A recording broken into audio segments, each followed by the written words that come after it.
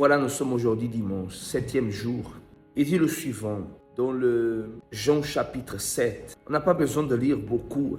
Déjà les premiers versets parlent beaucoup. On va lire. Après cela, Jésus parcourait la Galilée car il ne voulait pas séjourner en Judée, parce que les Juifs cherchaient à le faire mourir. Or, la fête des Juifs, la fête des tabernacles, était proche. Et ses frères, les frères de Jésus dans la chair, lui dirent, « Pars d'ici et va en Judée, afin que tes disciples voient aussi les œuvres que tu fais. » Personne, regardez qu'est-ce qu'ils ont dit à Jésus. Personne n'agit en secret lorsqu'il désire paraître. Lorsqu'il désire paraître. Si tu fais ces choses, montre-toi toi-même au monde. Regardez le conseil.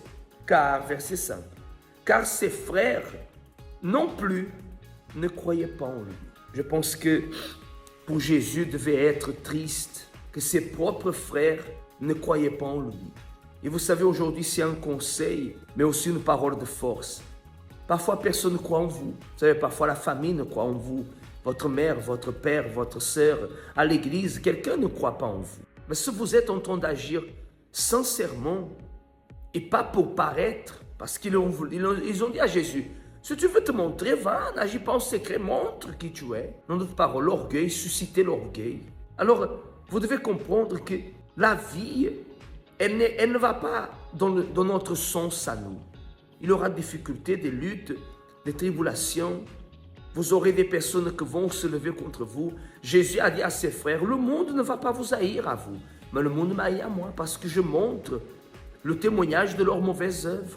Vous devez comprendre que quand vous cherchez la vérité, vous devenez un ennemi pour ce monde. Quand les personnes, soit de votre famille, de votre entourage, des amis, à l'école, au travail, parfois se tournent contre vous pour vous juger, pour vous humilier, en réalité, ce n'est pas cette personne qui est en train de se tourner contre vous, mais le monde, l'esprit du monde, qui ne veut pas que vous soyez une lumière dans ce monde. Et vous devez comprendre cela. Vous devez comprendre que à partir du moment que véritablement vous voulez vous donner à Dieu, vous allez déranger le mal. Le mal ne va pas se sentir bien.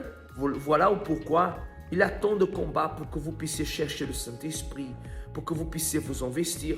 Parce que le mal ne veut pas que vous soyez une personne, une lumière pour ce monde. Mais Dieu veut que vous soyez. Si Dieu vous a choisi, ne vous préoccupez pas de ce que les autres pensent ou disent à votre sujet. Non, préoccupez-vous avec ce que Dieu pense à votre sujet. N'oubliez pas la question, le conseil que je vous ai donné au début de ces conseils. En chaque décision que vous prenez, chaque attitude que vous allez prendre, dans chaque situation que vous affrontez, posez-vous toujours la question, qu'est-ce que Jésus ferait à ma place? Alors, c'est à vous, soyez forte, Dieu est avec vous.